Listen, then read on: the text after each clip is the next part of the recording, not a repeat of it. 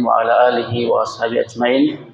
Allahumma la sahla illa ma ja'altahu sahla wa anta taj'alul hazna idza syi'ta sahla. Allahumma 'allimna ma yanfa'una innaka antal alimul hakim. Allahumma ighfir lana wa li muallimina wa li masyayikhina wa liman yu'allimuna walau kana harfan wahida. Allahumma ja'al a'malahum fi mizani hasanatihi ya arhamar rahimin. Bapak dan Ibu yang dirahmati Allah Subhanahu wa taala, alhamdulillah bersyukur kepada Allah Subhanahu wa taala malam hari ini saat hujan, saat rintik-rintik mengguyur bumi Malang, alhamdulillah Allah berikan kesempatan kita untuk duduk bersama untuk mereview kembali pelajaran Sirah Nabawiyah yang insya Allah pada malam hari ini kita akan membahas terkait dengan Fathu Makkah, penaklukan kota Makkah. Bapak dan Ibu yang dirahmati Allah Subhanahu wa taala,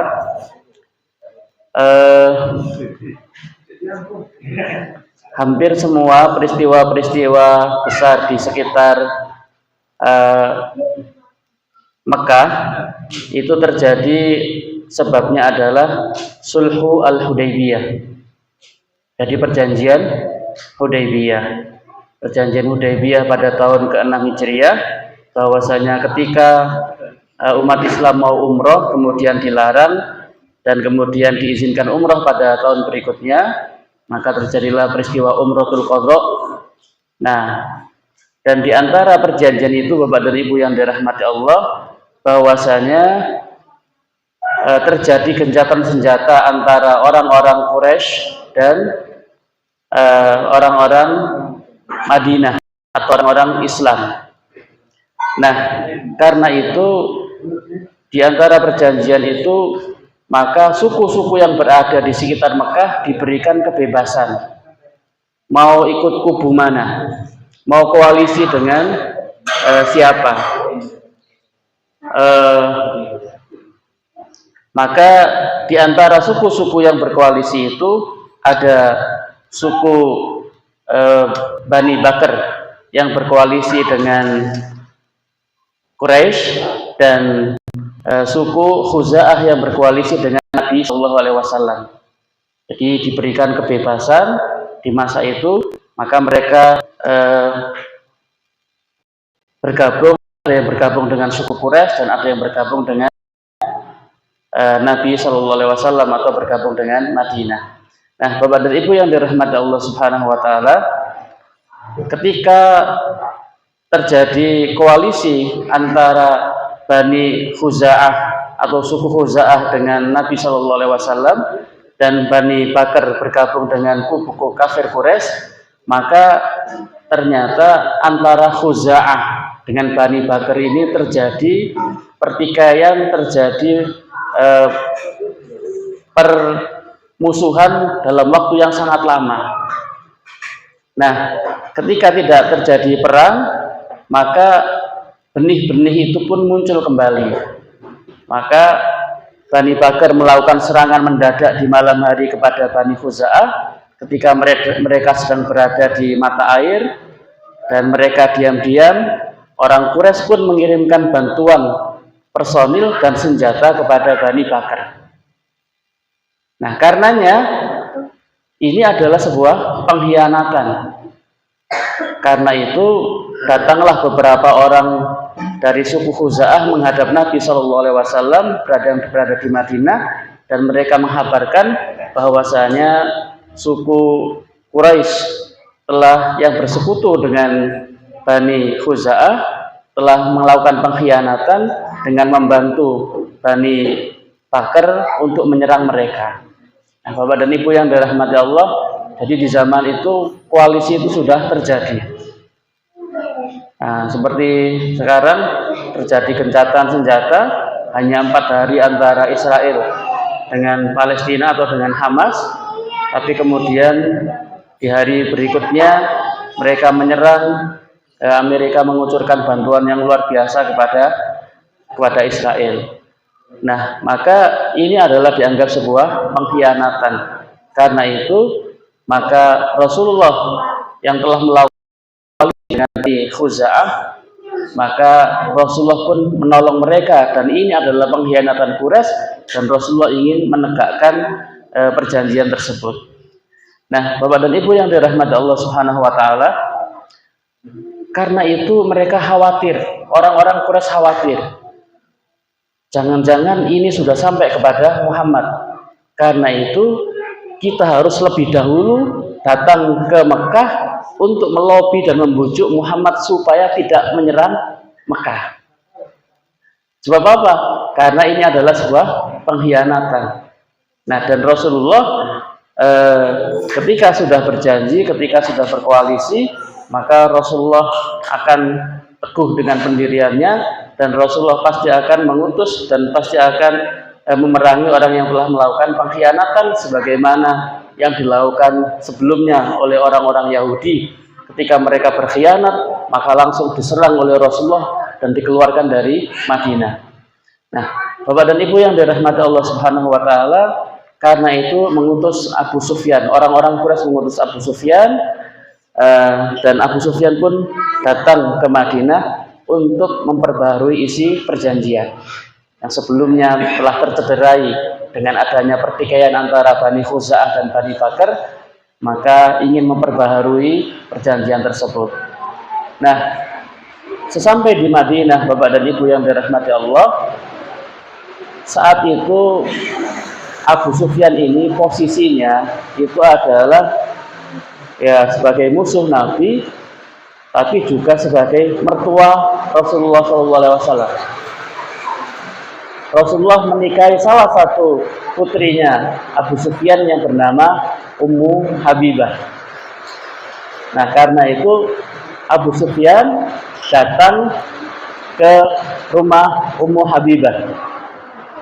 Ketika itu, ketika datang, maka kemudian Ummu Habibah sedang ada di rumah dan sedang beres-beres rumah Nabi, dan Abu Sufyan datang dan ingin duduk di tempat di mana Rasulullah duduk. Mungkin ada ada karpet yang khusus untuk Nabi. Maka ketika Abu Sufyan itu mau duduk, langsung diambil karpet itu, kemudian dilipat oleh Nabi, dan kemudian Abu Sufyan mengatakan, "Wah, ya Ummah Habibah, ada apa dengan kau ini? Aku ini ayahmu. Kenapa kau sekarang ini tidak hormat kepada ayahmu?"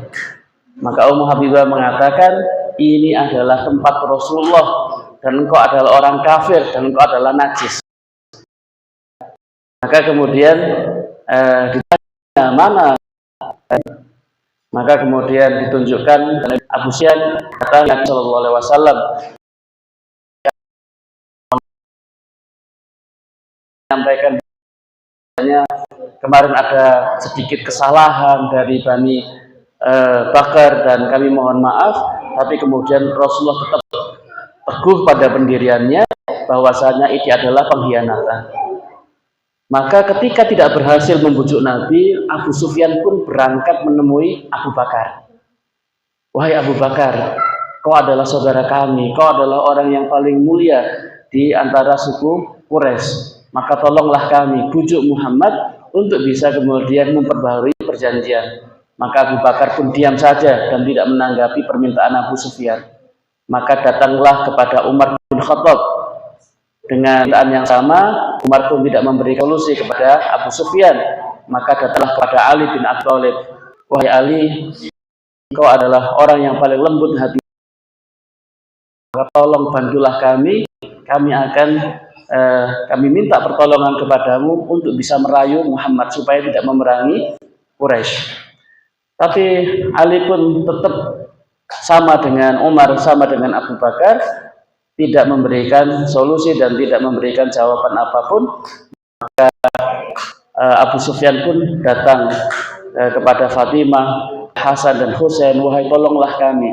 Nah, Bapak dan Ibu yang dirahmati Allah Subhanahu wa taala, dan semuanya sepakat bahwasanya mereka akan menyerang Mekah. Mereka akan menyerang orang-orang Quraisy di Mekah. Bapak dan Ibu yang dirahmati Allah Subhanahu wa taala, khawatir ada khawatir ada penyusup dan khawatir ada pengkhianatan sahabat-sahabatnya, maka Rasulullah sangat berhati-hati jangan sampai penyerangan ini diketahui oleh orang-orang Mekah. Maka Rasulullah berdoa, ya Allah, buatlah Quraisy tidak melihat dan tidak mendengar kabar hingga aku tiba di sana secara tiba-tiba. Nah, untuk itu Bapak dan Ibu yang dirahmati Allah, tidak cukup hanya Rasulullah berdoa, tapi Rasulullah pun melakukan pengalihan isu dalam rangka menjaga kerahasiaan.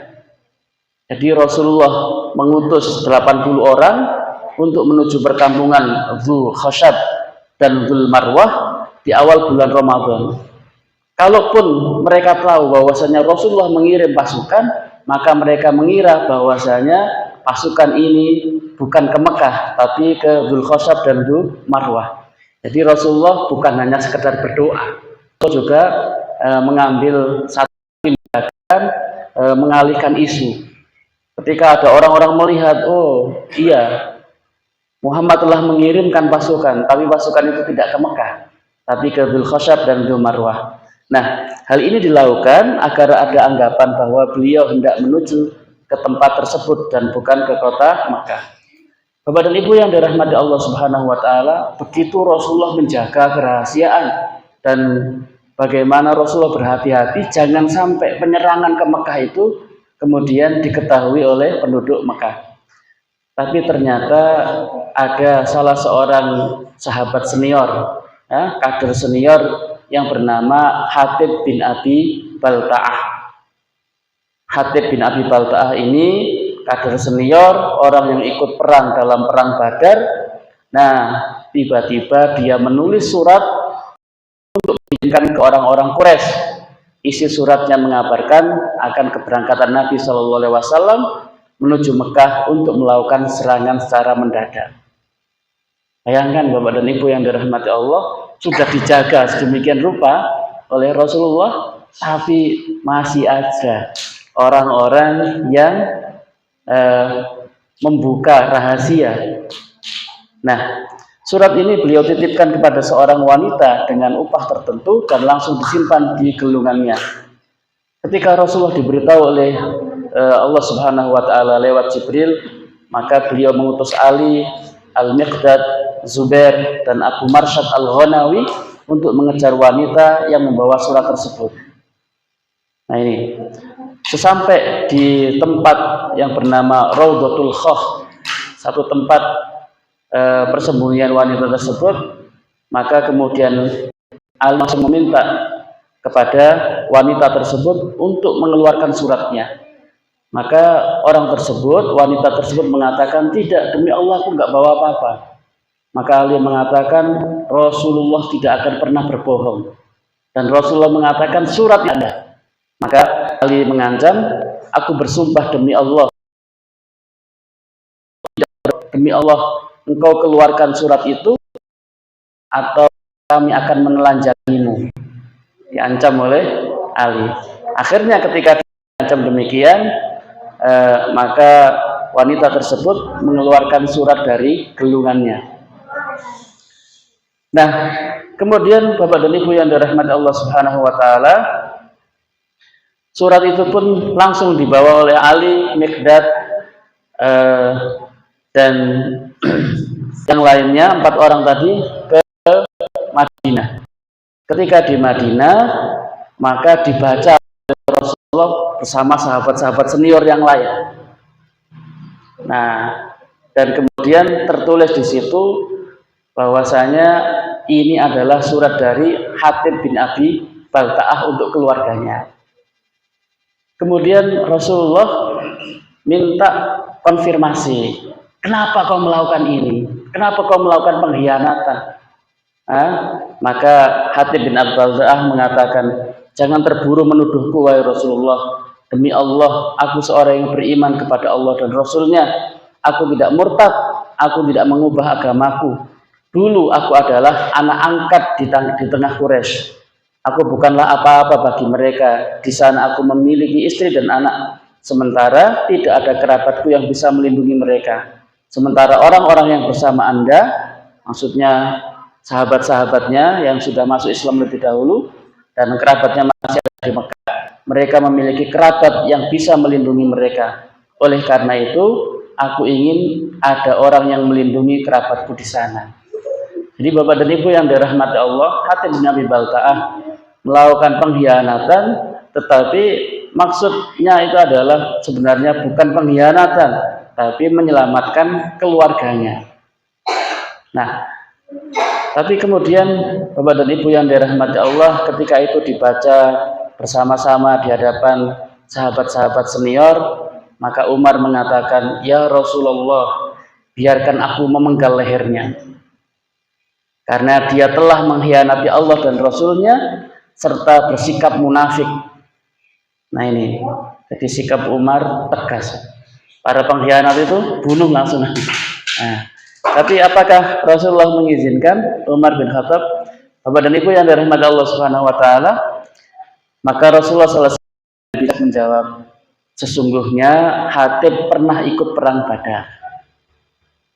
Allah berfirman tentang pasukan perang Badar, "If'alu ma syi'tum aghfiru lakum." Berbuatlah sesuka kalian karena kalian telah diampuni. Nah, jadi di antara fadilah, keutamaan orang yang ikut perang Badar itu dosa-dosa dalam artian kesalahan-kesalahan, kekeliruan-kekeliruan yang dilakukan oleh mereka itu diampuni oleh Allah Subhanahu wa taala, termasuk dosa pengkhianatan.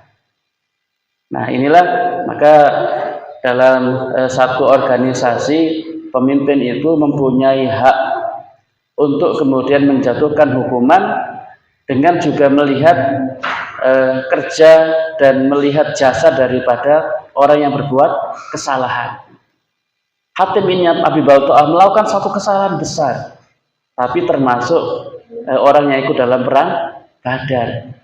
Makanya bukan hanya Rasul yang mengampuni, tapi Allah yang mengampuni. If'alu ma syi'tum aghfiru lakum. Berbuatlah sesuka kalian, maka aku akan mengampuni dosa-dosa kalian. Maka Umar pun kemudian menangis sambil mengatakan Allah dan Rasulnya yang lebih mengetahuinya.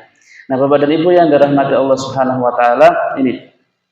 Dan sesungguhnya dalam organisasi, dalam jamaah ini akan ada orang-orang seperti Hatib bin Abi Balta'ah. Nah, kalau ini alasannya murni untuk melindungi keluarga, tapi boleh jadi kalau dalam organisasi-organisasi yang sekarang, boleh jadi alasannya yang demikian, atau alasannya itu adalah masalah kehidupan dunia. Nah, kehidupan dunia. Bisa kursi, bisa uang, bisa yang lainnya. Nah, tapi akan ada.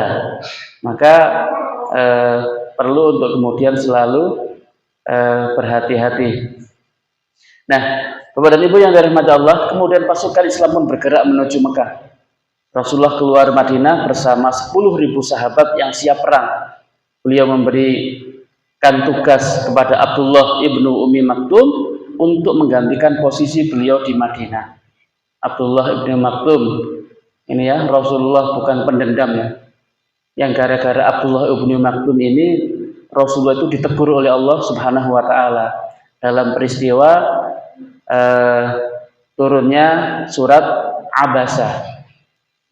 Jadi ketika awal-awal Islam, ketika Nabi sedang serius berdakwah, mendakwai Abu Jahal, Abu Lahab, pemimpin-pemimpin Quraisy yang menurut pendapat Nabi bahwasanya kalau seandainya pemimpin-pemimpin Quraisy ini bisa didakwai dan masuk Islam, maka Mekah akan Islam. Tetapi saat itu, di saat Nabi sedang sibuk mendakwai pemimpin-pemimpin Quraisy, datang Abdullah bin Maktum, seorang yang buta, dan mengatakan, "Ya Muhammad, wahai Muhammad, ajarkan aku tentang Islam." Nah, Rasulullah dalam tanda kutip marah. Marah dengan Abdullah bin Maktum ini. Ini saya sedang serius lobby berdakwah, tapi kemudian Abdullah bin Maktum datang kemudian kemarahan itu ditunjukkan memalingkan mukanya. Katakanlah awalla anja'ahul a'ma. Bermuka masam Nabi watawalla dan memalingkan mukanya ketika datang seorang buta yaitu Ibnu Ummi Maktum. Tidak marah. Bahkan Rasulullah sering dan memanggil Abdullah bin Maktum, ya biman bi'atabani Rabbi, hai orang yang dengannya Tuhanku menegurku. Ini nggak tahu cemoohan atau gimana kan itu. Rasulullah bahkan kondisi-kondisi Allah ini dijadikan oleh Rasulullah sebagai pengganti. Ketika semua orang berangkat perang, nanti kalau ada apa-apa di Madinah, yang menjadi pemimpinnya adalah Abdullah ibnu Ummi Maktum. Nah, Bapak dan Ibu yang dirahmati Allah, di tengah jalan di Juhfah, beliau bertemu dengan Abbas, paman Nabi, bersama keluarganya, yang tujuannya adalah hijrah dan masuk Islam. Kemudian di sana, di tempat yang disebut Adwa, tempat antara Mekah dan Madinah, tempat meninggalnya ayahnya Nabi SAW, beliau berjumpa dengan sepupunya yaitu Abu Sufyan bin Haris dan Abdullah bin Abi Umayyah. Nah, Bapak dan Ibu yang dirahmati Allah, Abu Sufyan bin Haris dan Abdullah bin Abi Umayyah ini orang-orang yang dahulu memerangi Nabi dan suka ngerecoki, suka menghalangi dakwah Nabi. Tapi kemudian Allah memberikan hidayah, mau masuk Islam. Tapi mau ngomong kepada Nabi ini gimana? Gimana caranya saya mau ngomong kepada Nabi, saya ingin masuk Islam. Karena apa? Masih terbayang, dia suka mengganggu Nabi, suka menghalang-halangi dakwah Nabi.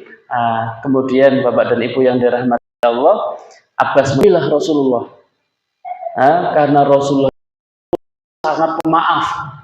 Rasulullah itu ketika Anda minta maaf, maka pasti akan dimaafkan. Nah, kemudian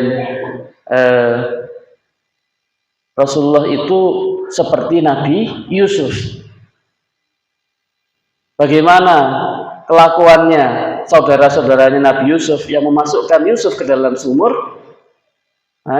Kemudian Yusuf ditemukan oleh kafilah dan diangkat dan dijual dan dibeli oleh seorang pejabat di Mesir, dan kemudian Yusuf menjadi bendahara di Mesir.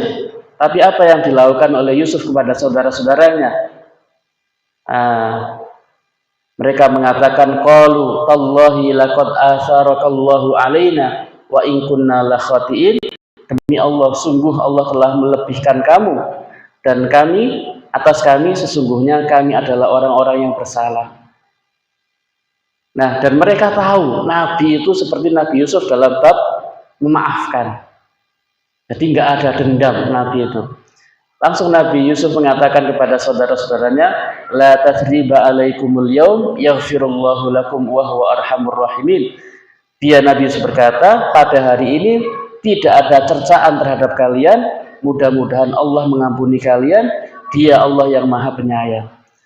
Nah, Abbas mengatakan, temui aja, minta maaf pasti dimaafkan.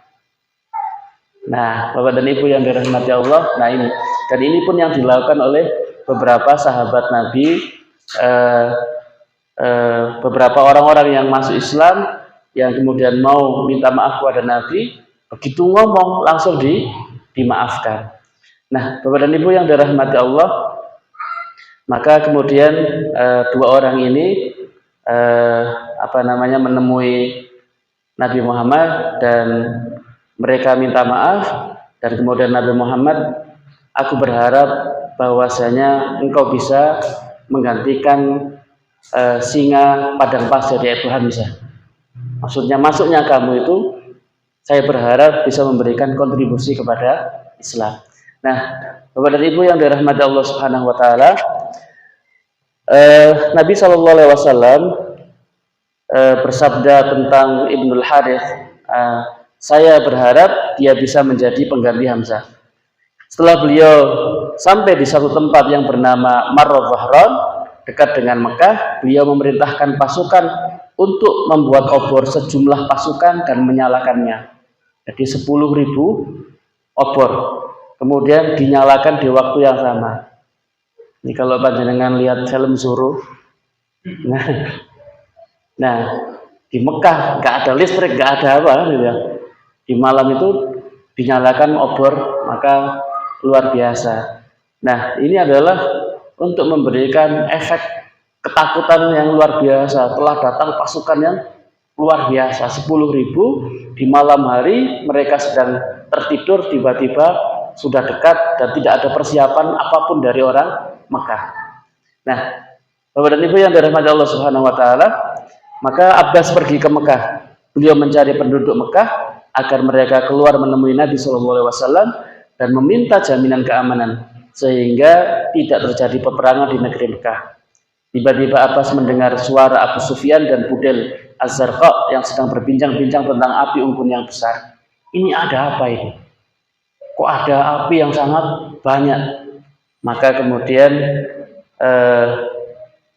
Abu Sufyan bertanya kepada Abbas, ada apa dengan dirimu wahai Abbas? Tanya Abu Sufyan.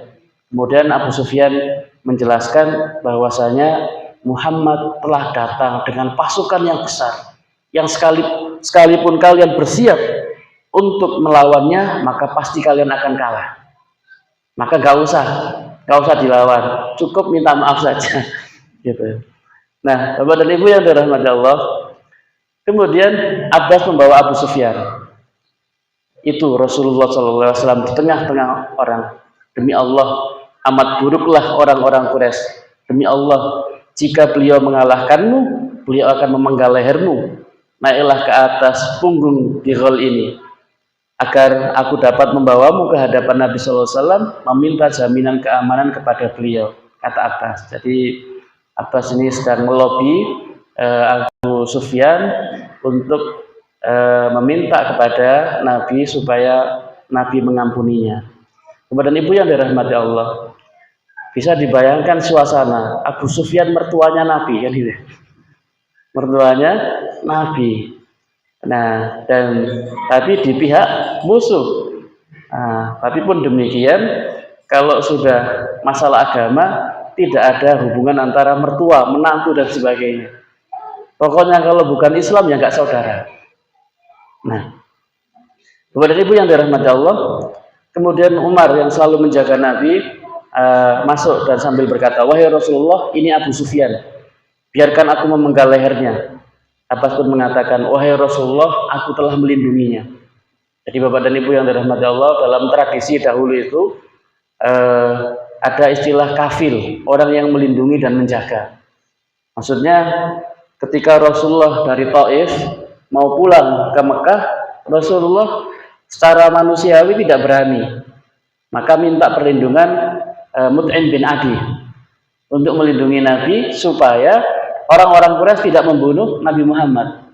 Nah, maka sama, Umar mengatakan biarkan aku penggal lehernya, Abbas mengatakan dia dalam lindunganku, aku yang melindunginya. Nah, maka kemudian Rasulullah bersabda, kembalilah ke kemahmu wahai Abbas, besok kami akan datang ke sini. Suruh balik. Setelah dialog yang panjang, akhirnya Abu Sufyan masuk Islam. Bapak dan Ibu yang dirahmati Allah, kenapa kok kemudian Abu Sufyan masuk Islam? Ya, pertama, boleh jadi ini adalah hidayah dari Allah Subhanahu wa taala. Yang kedua, ada hitung-hitungan materi. Kalau saya tidak masuk Islam, pengikutku sudah tidak ada. Kalau aku tidak masuk Islam, aku sudah tidak lagi menjadi pemimpin. Nah, maka Rasulullah sangat paham dengan psikologi orang-orang Arab. Mereka ini, para pemimpin ini, bagaimanapun mereka ini ingin jadi pemimpin. Nah, karena itu, maka ketika Abu Sufyan masuk Islam, maka langsung Rasulullah menempatkan Abu Sufyan ini di tempat yang sangat bagus. Ketika Rasulullah memasuki Mekah, maka Rasulullah mengatakan, barang siapa yang masuk rumahnya Abu Sufyan, ia akan aman. Nah, ini untuk mengangkat harga diri Abu Sufyan yang sudah masuk Islam dan boleh jadi pengikutnya tidak masuk Islam. Maka barang siapa yang masuk rumah Abu Sufyan, ia akan aman. Barang siapa yang menutup rumahnya, maka ia aman. Barang siapa yang masuk Masjidil Haram, maka ia aman. Nah, di dalam riwayat yang lain, barang siapa yang masuk Islam, maka dia aman. Nah, Bapak dan Ibu yang dirahmati Allah, begitulah Nabi itu menempatkan orang-orang yang terhormat. Jadi karena dia pemimpin di kaumnya, maka ketika masuk Islam pun diberi ruang. Nah ini, maka Abu Sufyan merasa terhormat dengan statement yang dilakukan oleh Rasulullah SAW. Nah, Bapak dan Ibu yang dirahmati Allah Subhanahu Wa Taala, pasukan Islam pun meninggalkan Marud Dhahran pada tanggal 17 Ramadan tahun ke-8 Hijriah. Sebelum berangkat, beliau memerintahkan Abbas untuk mengajak Abu Sufyan menuju jalan tembus melewati gunung, berdiam di sana hingga semua pasukan Allah telah lewat di sana. Jadi Rasul berpesan kepada Abbas, tolong dilewatkan jalan khusus, bukan jalan umum. Nah, di satu celah bukit nanti Abu Sufyan akan melihat seberapa besar jumlah pasukan Islam. Nah, kemudian Abbas membawa Abu Sufyan di bukit tersebut, maka satu persatu pasukan Rasulullah berjalan menuju Mekah. Nah, Abu Sufyan bisa melihat semua pasukan kaum muslimin, maka Abbas dan Abu Sufyan melewati beberapa kabilah yang ikut bergabung bersama pasukan kaum muslimin. Masing-masing kabilah membawa bendera. Setiap melewati satu kabilah, Abu Sufyan selalu bertanya kepada Abbas, kabilah ini apa? Dan setiap dijawab oleh Abbas, maka Abu Sufyan mengatakan, aku tidak ada urusan dengan Bani Fulan. Maksudnya tidak pernah melakukan transaksi muamalah. Jadi kita aman. Gitu. Nah, kemudian Abu Sufyan melihat segerombolan pasukan besar. Dia lantas bertanya, Subhanallah, wahai Abbas, siapakah mereka ini? Maka Abbas menjawab, itu adalah Rasulullah bersama Muhajirin dan Ansor. Jadi kelompok yang paling besar. Abu Sufyan bergumam, tidak seorang pun yang sanggup dan kuat untuk menghadapi mereka. Maka Abu Sufyan yakin sekali sekarang, dan Abu Sufyan akan mengatakan kepada penduduk Mekah, wahai penduduk Mekah, tidak usah melawan Muhammad. Nah ini, kenapa? Pasukannya luar biasa banyaknya, dan pasukannya sangat kuat. Nah, Bapak dan Ibu yang dirahmati Allah Subhanahu Wa Taala, bendera Ansor dibawa oleh Sa'ad bin Ubadah.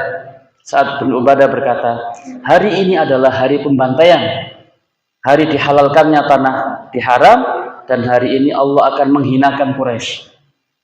Ketika ketemu dengan Nabi Sallallahu Alaihi Wasallam, perkataan saat itu disampaikan kepada Nabi Sallallahu Alaihi Wasallam, maka beliau pun menjawab, hari ini saat keliru, justru hari ini adalah hari diagungkan Ka'bah dan dimuliakan Quraisy oleh Allah Subhanahu Wa Taala. Nah, jadi mungkin Sa'ad bin Ubadah melihat bagaimana perlakuan perlakuan orang-orang Quraisy kepada Nabi, maka dalam bayangannya hari ini Nabi akan balas dendam. Nabi akan balas dendam dan Nabi akan menghinakan mereka. Tetapi tidak, kata Rasulullah, hari ini adalah hari diagungkan Ka'bah dan dimuliakan orang-orang Quraisy. Bapak dan Ibu yang dirahmati Allah, untuk memobilisasi pasukan maka dibagi menjadi 3. Sayap kanan dipimpin oleh Khalid bin Walid yang baru masuk Islam di pasca Umratul Qadha. Kemudian melewati dataran rendah di Bukit Safa, masuknya lewat Bukit Safa. Kemudian sayap kiri dipimpin oleh Zubair bin Al-Awwal, dataran tinggi di wilayah hujum, dan di tengah Sa'ad bin Ubadah dan para pejalan kaki. Nah, Bapak dan Ibu yang dirahmati Allah, tidak terjadi pertempuran, tidak terjadi peperangan kecuali beberapa pemuda yang menghadang Khalid bin Walid. Beberapa pemuda yang menghadang Khalid bin Walid di dataran rendah, tapi karena jumlah yang tidak sebanding, maka dengan mudah dikalahkan oleh umat Islam. Maka ketika melihat jumlah yang sangat banyak itu, mereka pada berlari dan mereka masuk rumahnya dan tidak terjadi pertempuran. Maka Rasulullah masuk kota Mekah. Nabi SAW masuk kota Mekah dan tetap menundukkan kepalanya sambil membaca Inna fatahna laka fatham mubina. Sesungguhnya kami berikan kepadamu kemenangan dengan kemenangan yang nyata. Ayat ini Bapak dan Ibu yang dirahmati Allah turun di peristiwa Hudaybiyah 2 tahun sebelumnya, bukan di Mekah.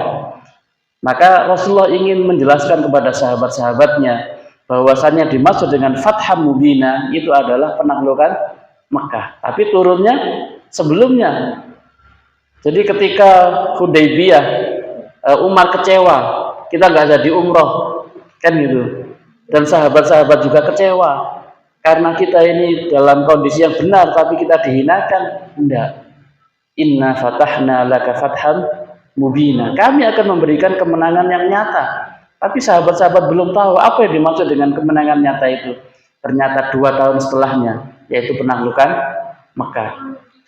Nah, kemudian beliau mengumumkan kepada penduduk Mekah, siapa yang masuk masjid maka dia aman. Siapa yang masuk rumahnya Abu Sufyan maka dia aman. Siapa yang masuk masuk rumahnya dan menutup pintunya maka dia aman. Nah, karena itu maka mereka semuanya rata-rata masuk rumah mereka dan kemudian tidak melakukan perlawanan kepada Rasulullah Shallallahu Alaihi Wasallam. Bapak dan Ibu yang dirahmati Allah Subhanahu Wa Taala, Rasulullah masuk Masjidil Haram dan membersihkan berhala, berhala yang ada 360 berhala. Masya Allah ya. Sekitar Ka'bah itu ada 360 berhala. Beliau tawaf dengan menunggang onta sambil membawa busur yang beliau gunakan untuk menggulingkan berhala-berhala di sekeliling Ka'bah. Saat itu beliau membaca firman Allah, Ja'al haqqu wa zahaqal batil, innal batila kana zahuqa. Yang benar telah datang dan yang batil telah lenyap. Sesungguhnya yang batil itu adalah sesuatu yang pasti lenyap. Nah, Bapak dan Ibu yang dirahmati Allah, Rasulullah tawaf naik onta ya. Rasulullah tawaf naik onta. Maka jangan heran kalau sekarang ini mobil-mobil masuk Masjidil Haram. Ya, mobil masuk masjid ya. Selama bukan mengotori, bukan ini, maka tidak ada masalah. Di sana itu mobil jenazah itu sampai dekat dengan Ka'bah, pelataran Ka'bah. Nah ini dulu karena dulu Nabi juga tawaf itu dengan onta. Nah, Bapak dan Ibu yang dirahmati Allah Subhanahu Wa Taala, kemudian Nabi masuki Ka'bah. Nabi SAW masuk Ka'bah. Beliau melihat ada gambar Ibrahim bersama Ismail sedang berbagi anak panah ramalan. Nah, ini orang-orang ini yang melukis di dalam Ka'bah itu gambar Nabi Ibrahim, dan mereka Nabi Ibrahim dan Nabi Ismail sedang membawa panah undiannya, yang dikeluarkan mana yang lebih dahulu kan gitu. Maka beliau bersabda, semoga Allah membinasakan mereka. Demi Allah, sekalipun Ibrahim tidak pernah mengundi dengan anak panah ini. Artinya ini dalam keyakinan mereka, Nabi Ibrahim itu dengan anaknya. Kemudian beliau perintahkan untuk menghapus semua gambar yang dalam Ka'bah. Sholat, seusai beliau sholat, beliau mengitari dinding-dinding dan bertakbir foto Ka'bah. Nah, Bapak dan Ibu yang dirahmati Allah Subhanahu Wa Taala, Kemudian Rasulullah memutuskan kepada orang-orang Quraisy bertanya, namanya di dekat Ka'bah. Ya ma'syara Quraisy, wahai orang-orang Quraisy, apa yang kalian bayangkan tentang apa yang akan kalian ya lempari aku kotoran ketika aku sholat, kalian yang telah menginjak kepalaku ketika aku berada di Mekah, sekarang apa yang kalian bayangkan? Nah, Bapak dan Ibu yang dirahmati Allah, maka mereka pun menjawab, anta khair, kamu adalah orang yang baik, akhu, kamu adalah saudara yang baik, ibnu al khair, dan anak dari saudara yang mulia. Kamu maka mengatakan, idhabu fa antum tulaqa, idhabu semuanya, kalian semuanya bebas. Insyaallah Bapak dan Ibu yang dirahmati Allah, ada dendam orang yang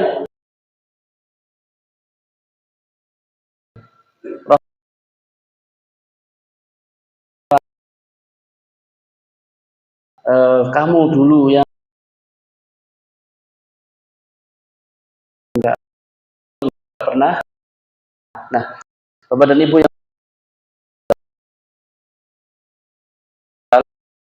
maka apa yang dilakukan Nabi ini sama dengan apa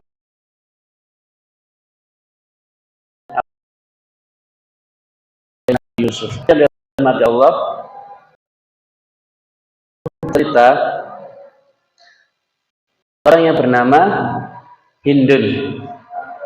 Hindun ini orang yang perintah untuk membunuh pamannya, ya Hamzah itu dibunuh dalam perang Uhud. Maka kemudian Hindun ini ada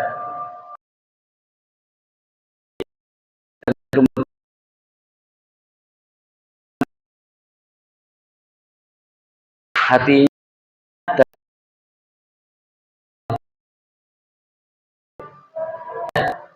di Fakkah, dia ini memakai cadar. Maka tidak terlihat kecuali matanya. Ya Rasulullah, maafkan aku ya Rasulullah. Dan Allah tahu itu Hindu.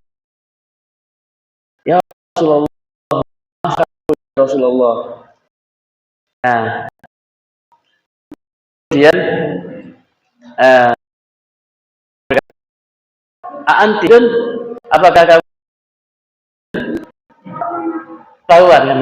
Iya ya Rasulullah. Nah, maka kemudian Rasulullah pun memaafkannya. Bapak dan Ibu yang dirahmati Allah, jadi luar biasa Rasulullah ini, bagaimana Rasulullah memaafkan sahabat-sahabatnya, memaafkan orang-orang yang itulah Rasulullah. Maka hatinya ini luar biasa, ya, hatinya luar biasa. Kalau kita disakiti orang dan itu adalah masalah fisik, mungkin kita tidak akan pernah lupa dengan hal itu. Setiap kita melihat luka yang ada di tangan, yang ada di tubuh kita, dan itu dilakukan oleh orang itu, maka selalu teringat. Selalu teringat.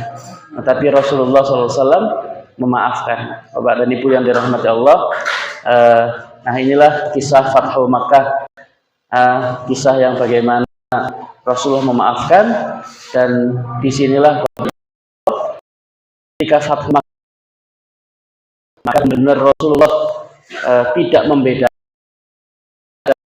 antara orang Arab dengan orang luar Arab. Dalam kondisi yang demikian, penaklukan Fathu Makkah ditampilkan oleh Rasulullah. Yang akan oleh Rasulullah itu adalah Bilal. Bilal disuruh oleh Rasulullah untuk naik ke Ka'bah. Kemudian Bilal azan. Untuk menunjukkan bahwa bagaimana Rasulullah bukan hanya teori, tapi Rasulullah mempraktekkan al-muslim Islam. Bedanya antara orang Arab dan luar Arab, tidak ada bedanya kulit putih dan kulit hitam. Semuanya illa bittaqwa, kecuali takwanya. Kemudian ini dirahmati Allah, inilah kisah Fathu Makkah. Dan berikutnya 15 hari setelah Fathu Makkah itu adalah Fathu Hunain. Nah, wallahu a'lam bishawab. Subhanallah wa bihamdika asyhadu an la ilaha illa anta. Assalamualaikum warahmatullahi wabarakatuh.